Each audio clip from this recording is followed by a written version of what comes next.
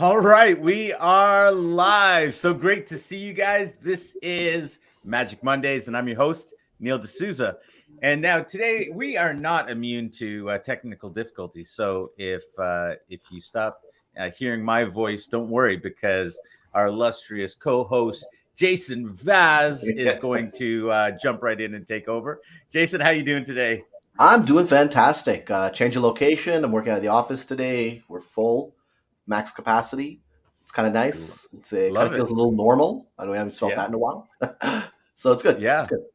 yeah. Good to almost be among people again. Yeah.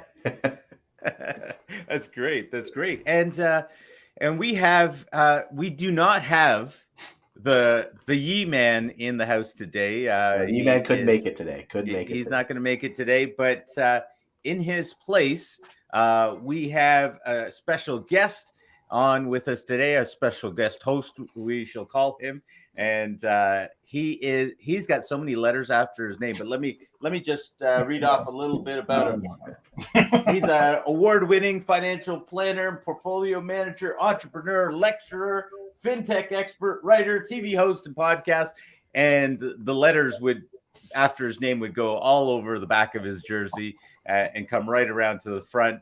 My man today, Jason Pereira. Jason, thank you for being on the show today. This is why I don't wear a jersey. No. Great to have you on. And are you you're in a new office there? It looks like. I am taking over a space in my basement that my wife would not let me use as an office, so it's slowly transitioning. As you can see, all the Okay. important things. The toys came in first. The books are still being migrated from the office. Okay, got it.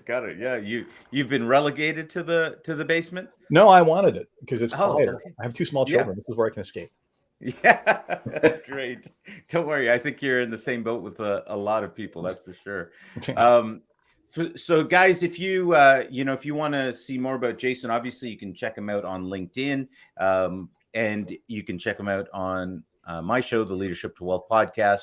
We interviewed Jason, and he shared the not the entire world, but he shared a huge part of the space of financial planning, investment. We talked fintech. We talked so many things, and just life in general. And so if you want to do that, you can feel free to check him out on there afterwards and get to know more about Jason. But today is Magic Monday, and we're going to talk real estate and real estate investing, or investing in general. So let's just open the discussion, because we know that lots of things going on, but probably one of the biggest topics that we're seeing right now is this conversation of runaway inflation. People are seeing this in the real estate market, most specifically, where literally Or we're blaming they're not inflation now? able All to. right, continue.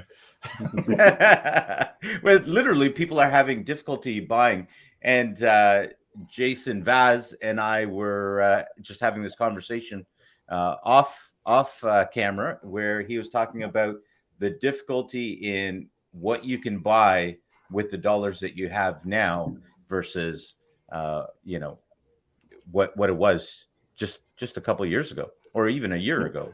So JV, do you want to touch into your thoughts I'll touch right on into that. It's funny because we're yeah. at the start of the month, start of November, so the numbers always come in. Your local realtor should be posting this. It was interesting in my market.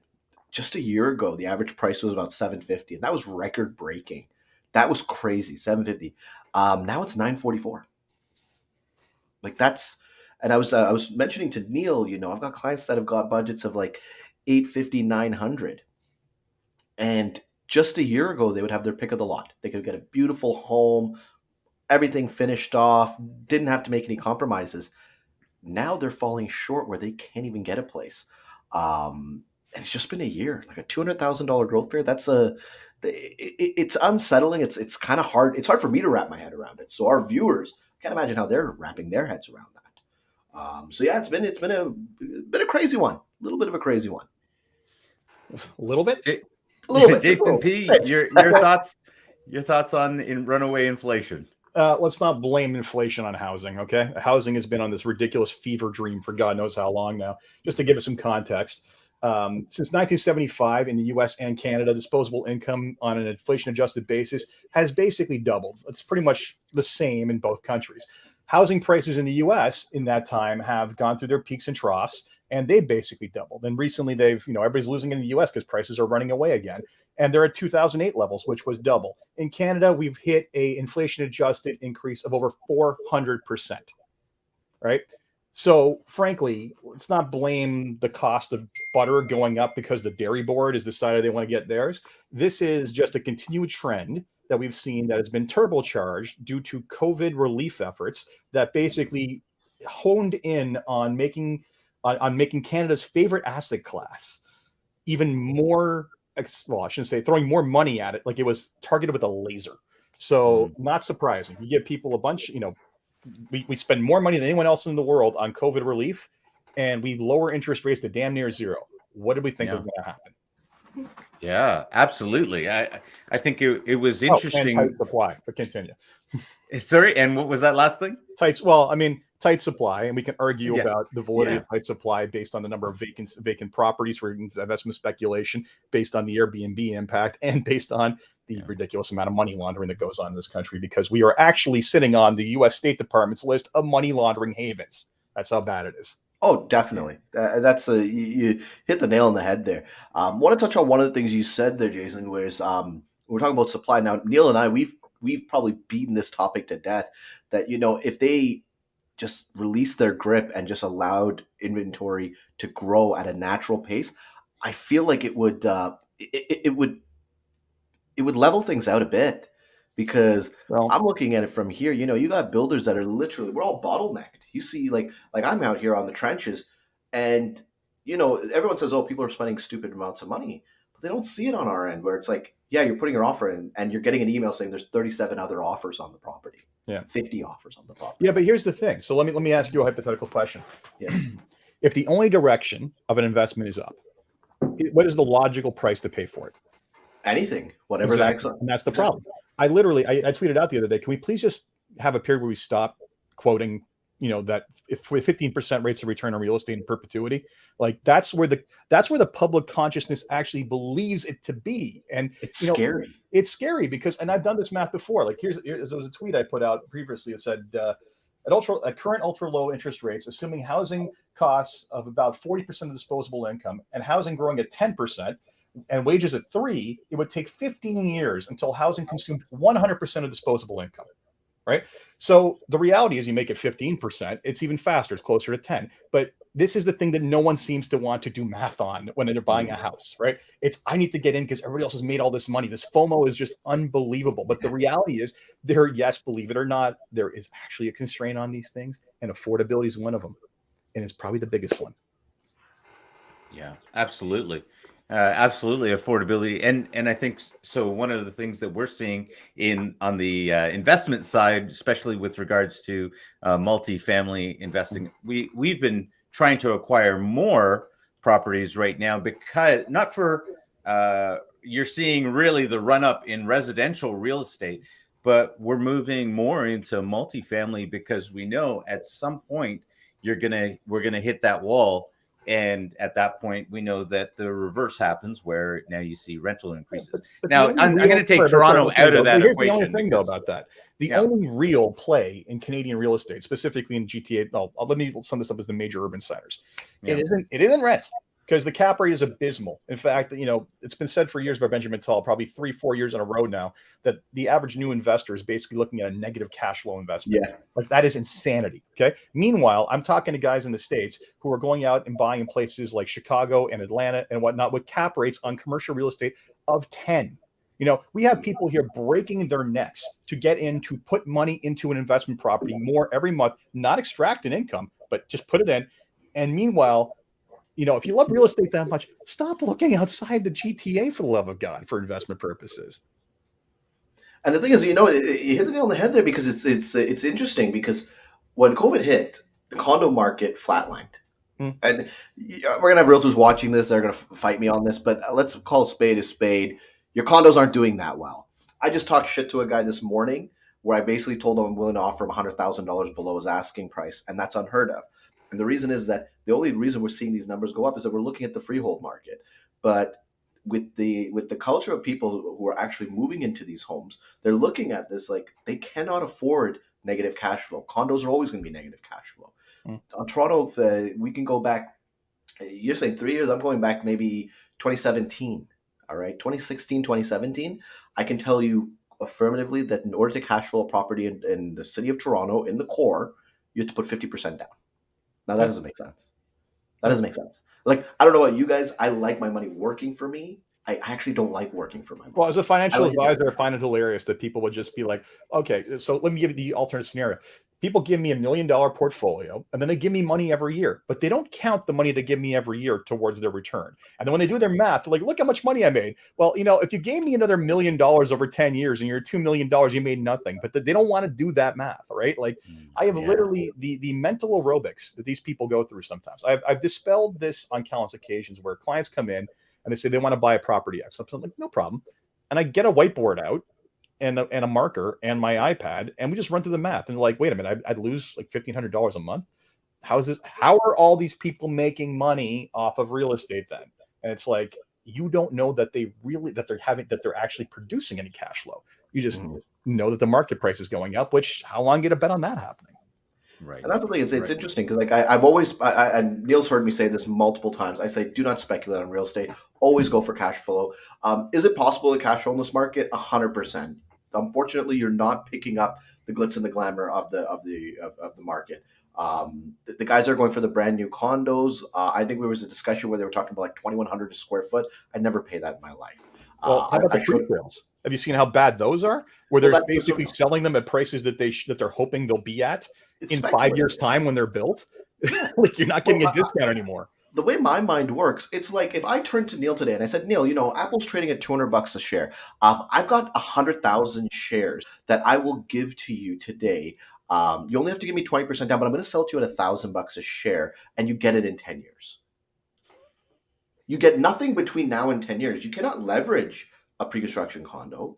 You cannot do anything with it. That contract is useless. And by the way, Neil, if I decide not to do it, I can always just return your money back. Why in God's green earth would you give me your money? But people are lining up around the corner to do this. Every morning I see videos on social media of guys like, oh, yeah, we're about to go pick up some more condos. I'm like, what is going on here? Yeah. Meanwhile, I'll talk to my buddy Scott Terrio, who's a bankruptcy trustee, about just how much trouble these people are getting themselves in the second they hit a hiccup. And actually, I'll give you another one for you.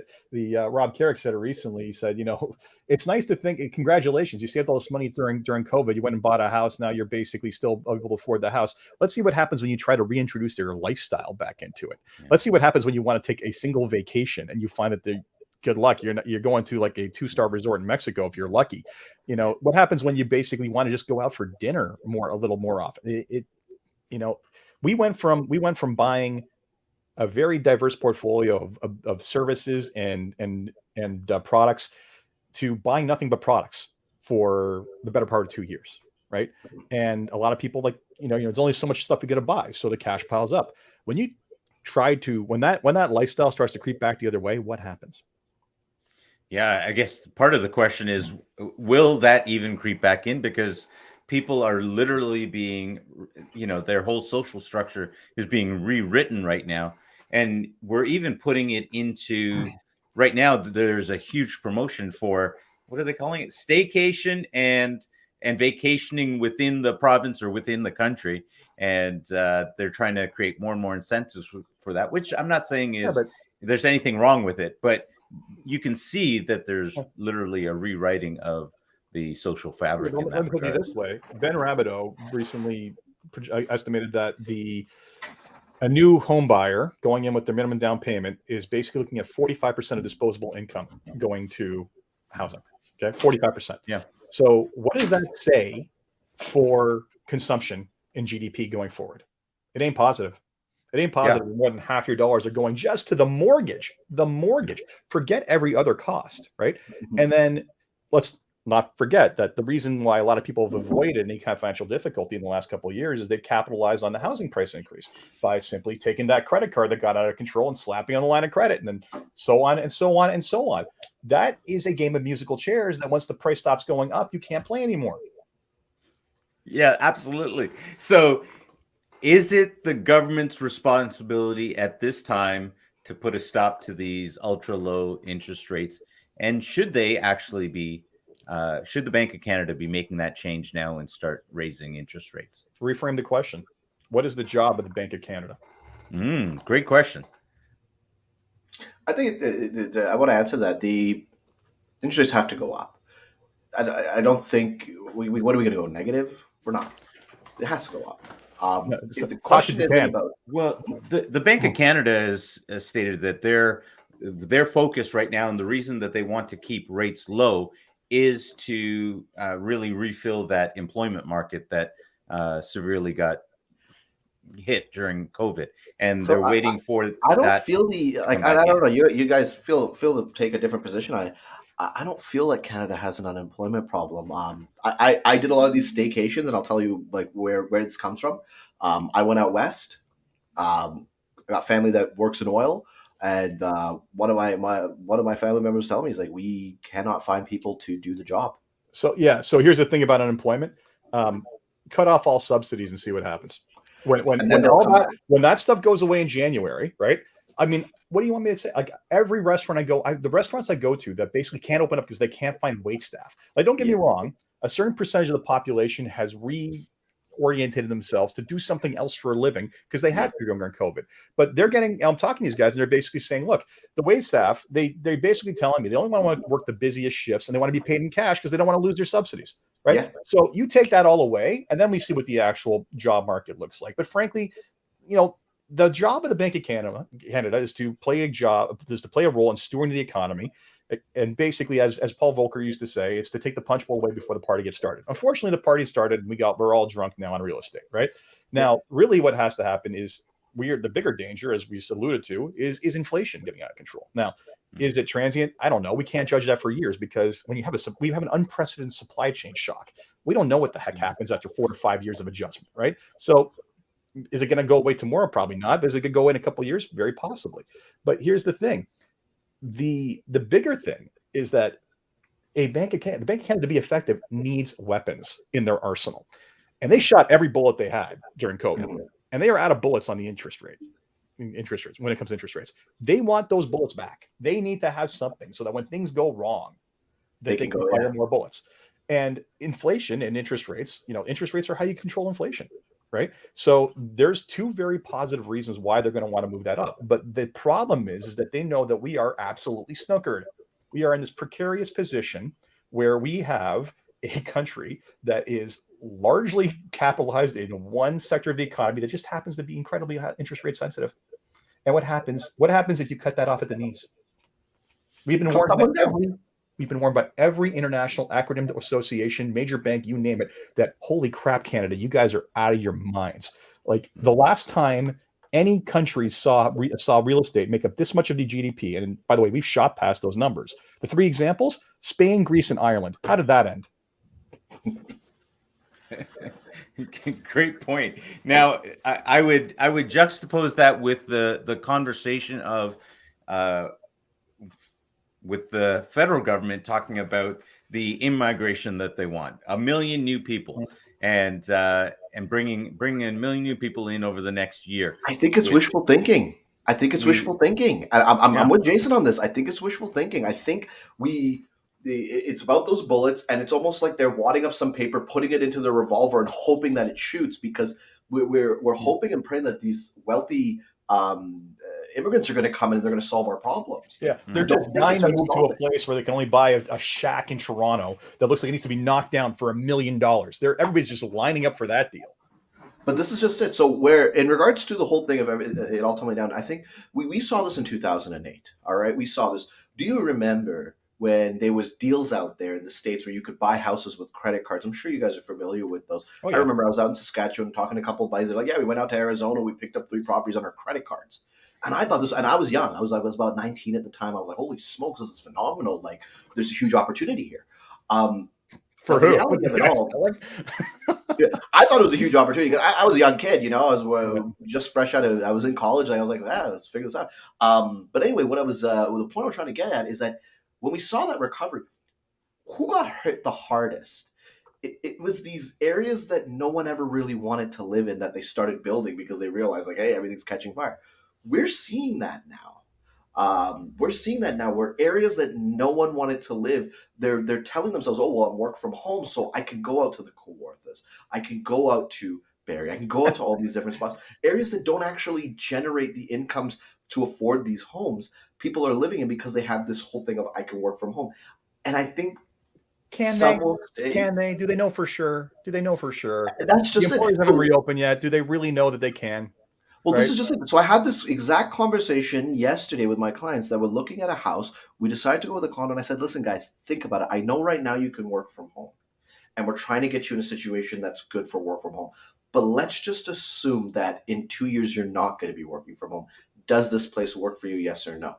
If it's a no, now imagine you're selling in a horrible market. Would that hurt you or would it help you? They would hurt me. I said, then let's make the decision as if you aren't going to be working from home.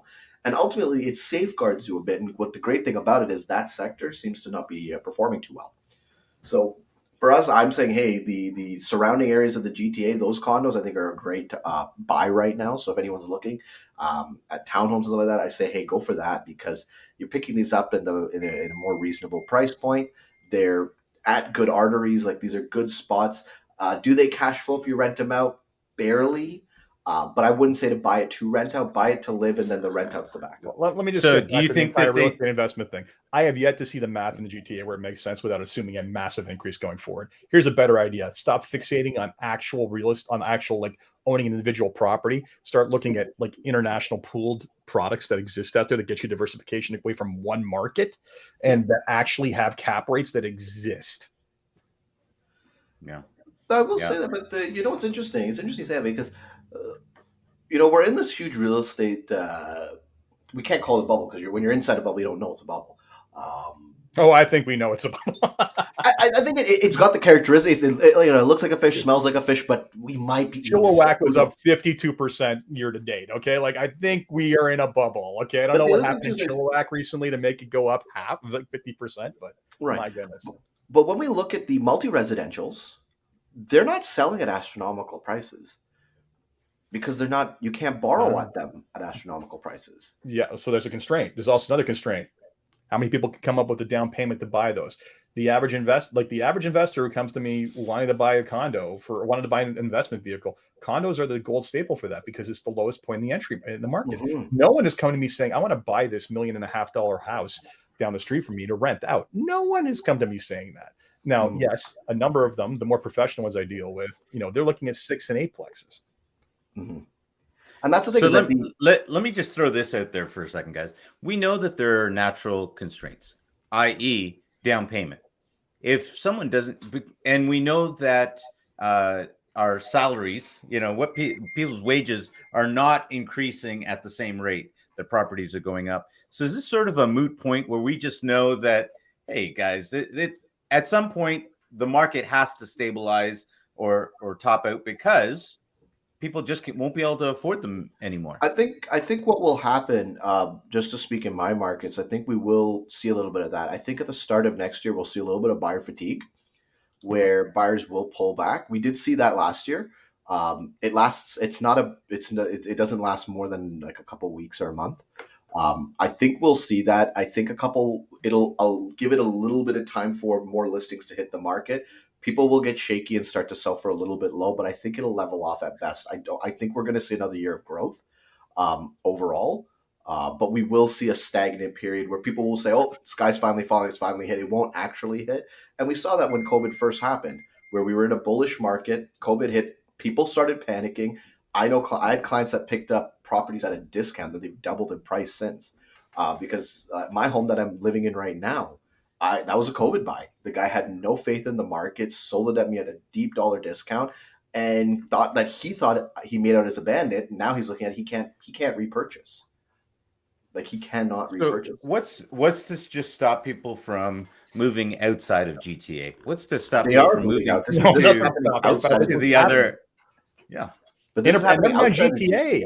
Interprovincial. We are seeing like the largest migration out of Ontario that we've ever seen. I think it was over 20,000 people left in the last 12 months. Yeah. Why? Yeah. And I mean, here's what. people repatriating back to the East Coast, moving Well, back to the Maritimes. Well, It's funny. right now Calgary's a big benefactor because major urban center, no increase in population, no increase in pricing, and basically lots of inventory. Meanwhile, you have, and here's the other part. This is the scary part. It's the people leaving the country because they're basically saying, "You want me to pay 50-something% tax, and then that's probably going to go up, and you want me, and I'm basically I'm a, 20-something highly skilled engineer that can work from anywhere." Okay, guess what? Barbados looks really good right now. Yeah. And that's where they're going. Like, I had a case like that. Like, literally, I have not dealt with as many questions about expatriation ever as I am dealing with right now. And housing is one part of the problem.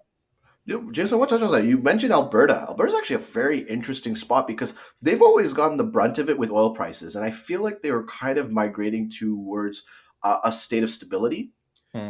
We've seen their markets crash when oil goes down multiple times, and it seems like now they're trying to try something new. I'd be interested to see if Resource curse, man. That's the problem, right? So it's the stories about people making $25 working at Tim Hortons in Fort McMurray. When the oil market is hot, the money is so easy, it makes sense to do nothing else. And even if, like right now, I see billboards in Toronto encouraging people to set up tech startups in Calgary, right? Yeah. But the problem is, let's say you do that, you get that all going over there, right? People start moving out there. The problem is, the second, if oil gets back up and going, let's assume Trudeau, people are going to move towards someone actually enables them. But the point is what happens? The alternative to just doing anything in the oil industry is so lucrative. Yeah. That basically it's just this giant sucking sound out of every other industry. So that's the problem. It's really, really hard when you're that blessed with a specific resource to do anything else. Now it's interesting we said because like now we're in this weird spot because oil prices are high. They're not low. They've gone up. We'd have to be able to get it out of there first. And that's the thing. But it's interesting. Like I was talking to my family who works in energy, and they were telling me, they say it's high, but it's not high enough. And I'm like, $88 a barrel seems pretty high considering you guys were all calling bloody murder when the futures were in the negatives. And, now we're kind of up there. I said, it seems kind of back to that normal state where you guys can make some money. And they said, no, we need $100 a barrel. That makes sense. And I said, okay. But the point I'm trying to make is what I like about Alberta is Alberta's kind of changing where they're very landlord friendly, far more landlord friendly than they are here. Mm-hmm. Like here, you're flipping a coin every time you invest. Or how about BC? I saw one it was on Reddit the other day. It was someone in Victoria who's paying $1,100 a month, whose landlord offered him $20,000 to move out. Market rate on the same unit is $2,500 a month. And he's like, I've already contacted a lawyer to talk about making a counteroffer. And I'm thinking to myself, like, you know what? Wow, I'm glad my stock portfolio doesn't have the ability to hold me out with extortion. Like, who signs up for this? Like, why sign up for this? This is what blows my mind, right? So, you want to talk about landlord friendly? Like, yes, absolutely. Look at the opposite end and look at what a pain in the ass it is.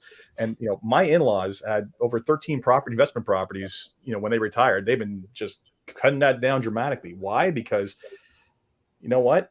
Half of it was, the yields disappeared, but the bigger problem is the massive pain in the butt factor. It's very true, and I've noticed that with a lot of my clients that have built their wealth like over the years that are probably about 20 years my senior.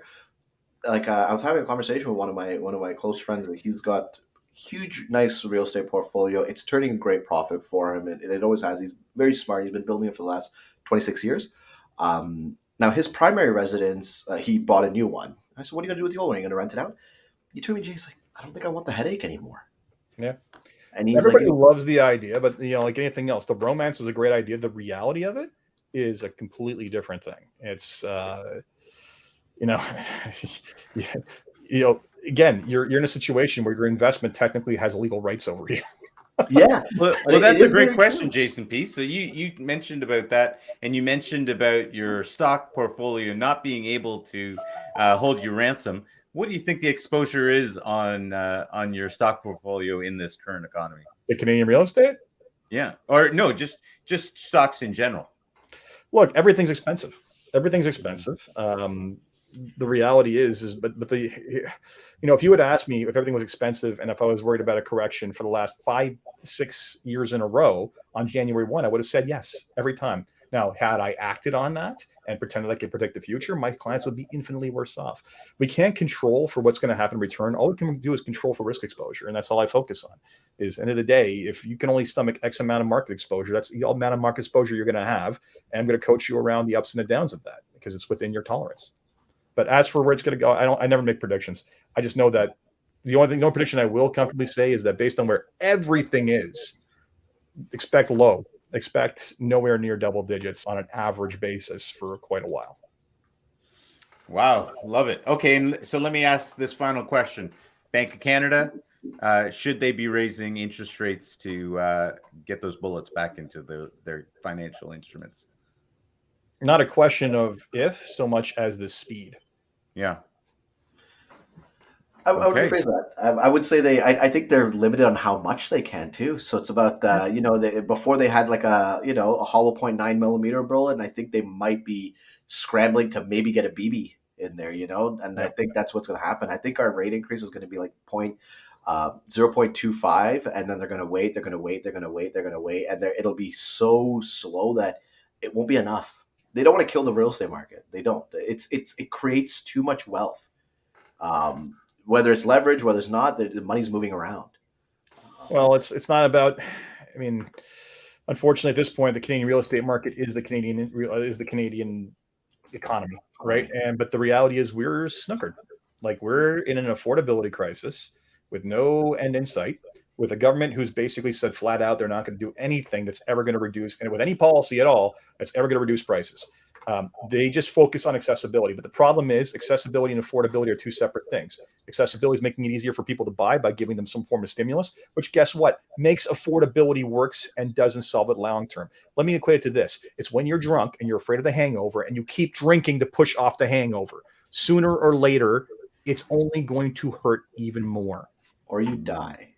Exactly. And the die in this scenario is a very deep economic hit. And that is a possibility every year we push this off. Yeah. I think it was, I think what I ended with, was it Rothschild that said, when there's blood in the water, that's when it's time to buy. Blood in the streets. Yep. Blood in the streets. That's what it is. Blood in the streets, guys. So I get happy when I hear this stuff because it's a great opportunity. So, hey, diversify yourself now. Be ready. Love it. Well, yeah. Jason Pereira, thank you so much for being a special co-host on today's show and sharing your knowledge, wisdom with us. I really appreciate it. And Jason Vaz, as always, great having you on. Guys, this is Magic Mondays, and another episode has wrapped up, and we'll see you guys again next week. Thanks a lot for tuning in. Take care.